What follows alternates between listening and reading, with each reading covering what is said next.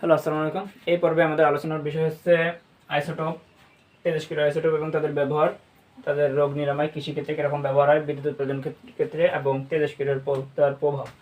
এখানে আমি 3.8 তারপর 3.10 এই দুটো পার্ট আলোচনা করেছি এবং 3.9টা নিয়ে আমি একটা আলাদা ভিডিও বানাবো। এই জন্য ওটা গাণিতিক টাইপ রয়েছে অনেক কিছু, আর এদের ভিতরে সবথেকে গুরুত্বপূর্ণ ওইটা, এই জন্য। এখন দেখি আইসোটোপ। প্রথমে সংজ্ঞাটা দেখি, ডেফিনেশন। আইসোটোপ কি?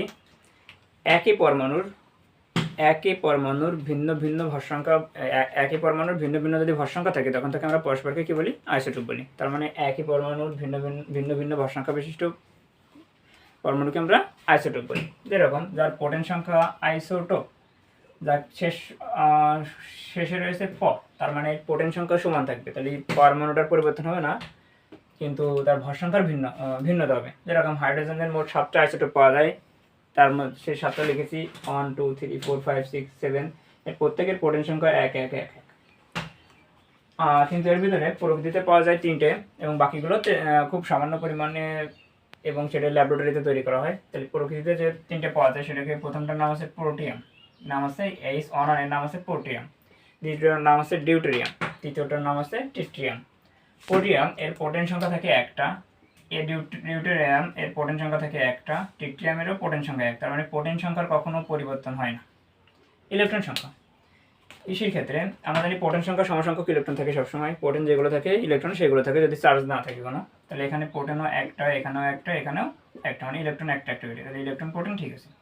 নিউট্রন সংখ্যা, আমরা জানি হাইড্রোজেন একমাত্র পরমাণু যার কোনো নিউটন নেই, তাহলে হাইড্রোজেন অনের ক্ষেত্রে যেহেতু ভর 1, পোটেন সংখ্যা 1, তাহলে এর কোনো নিউটন নেই, 0।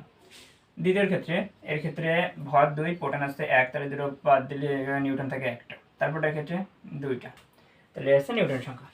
এরপরে তাহলে ডিউটেরিয়ামের নিউটন আছে 1টা, ট্রিটিয়ামের নিউটন আছে 2টা।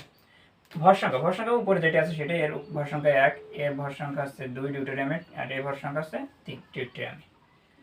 এই জায়গায় একটা জিনিস আছে, পানির সংকেত আমরা জানি H2, পানির সংকেত হচ্ছে H2, কিন্তু ভারী পানির সংকেত হচ্ছে ডিউটেরিয়াম অক্সাইড, D2O, একে ভারী পানি বলা হয়। আচ্ছা, প্রকৃতিতে শুধুমাত্র যে হাইড্রোজেনের 7টা আইসোটোপ আছে তা না, এছাড়াও অনেক আইসোটোপ আছে। আমরা যদি কার্বনের কথা চিন্তা করি, কার্বন 12, কার্বন 14, কার্বন 12 পাওয়া যায়, কার্বন 14 পাওয়া যায়। কার্বন 14টা ব্যবহার করা হয় পৃথিবীর বয়স নির্ণয়ের ক্ষেত্রে, কার্বন 14 আইসোটোপ ব্যবহার করা হয়। অনেক বহু আইসোটোপ আছে। আমরা জানি যে মোট আবিষ্কার করা হয়েছে আজ পর্যন্ত মৌলগুলো হচ্ছে 118টি, যাদের আইসোটোপ মিলে, সব মিলে যত আইসোটোপ আছে সব মিলে আইসোটোপ হয়ে গেছে 3000-এর বেশি, 3000-এর বেশি সংখ্যক আইসোটোপ পাওয়া গেছে। শুধুমাত্র 2টি পরমাণু আছে যাদের একটা করে আইসোটোপ আছে, পজিশনটা যত মৌল আছে, একটা আছে সোডিয়াম আর একটা আছে গোল্ড। এই দুটো পরমাণুর একটি মাত্র আইসোটোপ আছে, সোডিয়াম 23 এখন, আর গোল্ডের জায়গায় এই ছাড়া আর কোনো আইসোটোপ নেই এদের, আর বাকি সকল পরমাণুর একাধিক আইসোটোপ রয়েছে। তাহলে আইসোটোপের ক্ষেত্রে এদের মৌলটা একই থাকে কিন্তু তার ভর সংখ্যা ভিন্ন হয়ে যায়। যেরকম যদি আমরা এই জায়গায় দেখছিলাম কার্বনের ক্ষেত্রে, ক্লোরিনের ক্ষেত্রে দেখি, ক্লোরিন আছে 35 একটা আর ক্লোরিন 37 একটা, ক্লোরিন 37 একটা, এদের ভর সংখ্যা ভিন্ন ভিন্ন, 35 37, কিন্তু এদের পোটেন সংখ্যা যা তাই থাকে, 17 17 থাকে। তাহলে এটা আছে আইসোটোপ বলে। তাহলে আইসোটোপের সংখ্যা, পোটেন সংখ্যা একই থাকে কিন্তু তার ভর সংখ্যা আর নিউটন সংখ্যার পরিবর্তন হয়। অর্থাৎ একই মৌলের ভিন্ন ভিন্ন ভর সংখ্যা বিশিষ্ট পরমাণুকে পরস্পর আইসোটোপ বলে। তো এটা পরস্পর আইসোটোপ। তেজস্ক্রিয় আইসোটোপ ও তাদের ব্যবহার। তেজস্ক্রিয় আইসোটোপটা কি এবং তাদের ব্যবহার, তাহলে প্রথম দেখো সংজ্ঞা। তেজস্ক্রিয় পরমাণুসমূহ স্বতঃস্ফূর্তভাবে আলফা, বেটা, গামা কণা নিঃসরণ করে। আলফা বেটা হচ্ছে কণা এবং গামা হচ্ছে রশ্মি, এই জন্য আমি বলেছি আলফা, বেটা আর গামা। তো তাহলে তেজস্ক্রিয় পরমাণুসমূহ স্বতঃস্ফূর্তভাবে তাদের আলফা, বেটা, গামা রশ্মি নিঃসরণ করে। এই আলফা, বেটা, গামা রশ্মি নিঃসরণকে বলা হয় তেজস্ক্রিয়তা। যে পরমাণু এই ধরনের আলফা, বেটা, গামা কণা রশ্মি নিঃসরণ করে তাদেরকে বলা হয় তেজস্ক্রিয় পদার্থ। আর এই তেজস্ক্রিয় পদার্থের ক্ষেত্রে যে ভিন্ন ভিন্ন ভর সংখ্যা হয় এদেরকে বলা হয় তেজস্ক্রিয় আইসোটোপ। তেজস্ক্রিয়তা কারা দেখায়? যাদের পারমাণবিক সংখ্যা 84-এর বেশি, যাদের পারমাণবিক সংখ্যা 84-এর বেশি, এরাও অর্থাৎ যাদের পজিশনের নিচে যে অ্যাক্টিনিয়াম এবং ল্যান্থিনিয়াম সিরিজ রয়েছে, এরা তেজস্ক্রিয় মৌল, এরা সাধারণত তেজস্ক্রিয়তা প্রদর্শন করে।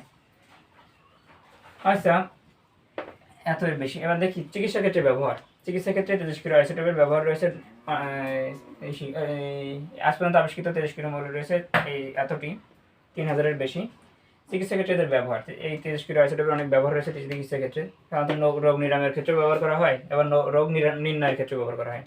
এগুলো রোগ নির্ণয়ের ক্ষেত্রে ব্যবহার করা হয়। সেটা হচ্ছে টেকনিশিয়ান 99, এর ভর আছে 99, টেকনিশিয়ান। এটি সাধারণত গামা রশ্মি নিঃসরণ করে, গামা রশ্মি নিঃসরণ করে, এবং এর লাইফ টাইম আছে 6 ঘন্টা। লাইফ টাইম আছে 6 ঘন্টা। এটি সাধারণত ছবি তোলার মাধ্যমে, অর্থাৎ টেকনিশিয়ান 99 যদি শরীরের কোনো স্থানে সমস্যা হয় সেখানে ইঞ্জেকশনের মাধ্যমে দেওয়া হয়, এবং এটি শরীরের রক্তের মাধ্যমে সঞ্চালিত হয়। পরবর্তী থেকে ওখান থেকে যে গামা রশ্মি নিঃসরণ হয়, ওই রশ্মিটা আমরা ক্যামেরার মাধ্যমে ওই খাতে যেখানে বুঝি যে জায়গায় সমস্যা সেখান থেকে ছবি উঠাতে পারি। এবং এর লাইফ টাইম যেহেতু 6 ঘন্টার করে এরা তেজস্ক্রিয়তা থাকে না, তাই এটা অনেকটা ঝুঁকি, কম ঝুঁকি রয়েছে। এরপর রয়েছে রোগ নিরাময়ে ব্যবহার করা হয়।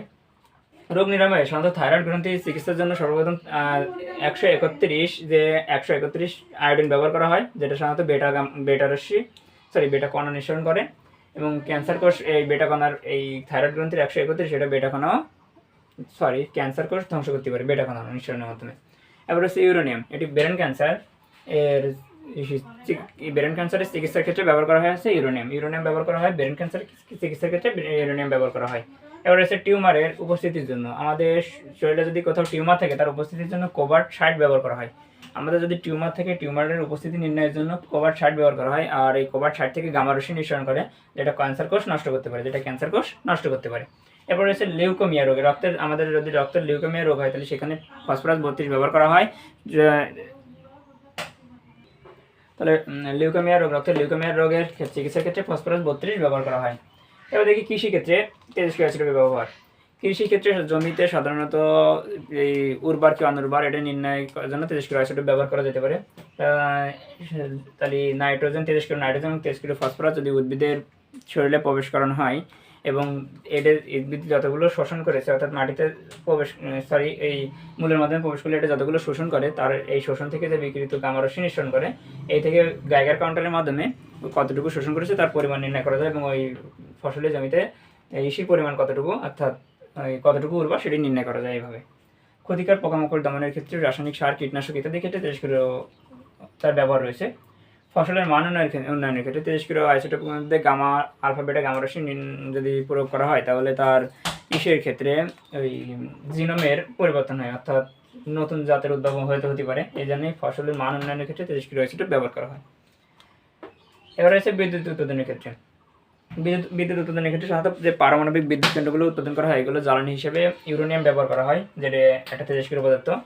এই ইউরেনিয়াম আমাদের যে পাবনা জেলার যে রূপপুরে যে পারমাণবিক বিদ্যুৎ কেন্দ্র আবিষ্কার ইস্যু হচ্ছে, কাজ চলতেছে, এটা যদি সম্পন্ন হয়, এবং এর থেকে সাধারণত আশা করা যাচ্ছে যে 2400 মেগাওয়াট বিদ্যুৎ উৎপাদন করা সম্ভব হবে।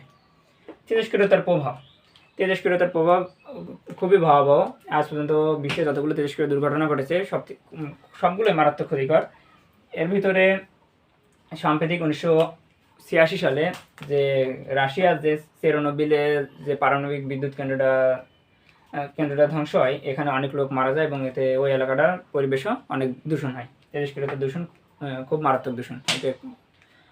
আজকে এই পর্যন্তই, থ্যাংক ইউ। এবার সৃজনশীল নিয়ে আলোচনা করবো, এরপর থেকেই সাথে থাকবেন। থ্যাংকস, আসসালামু আলাইকুম।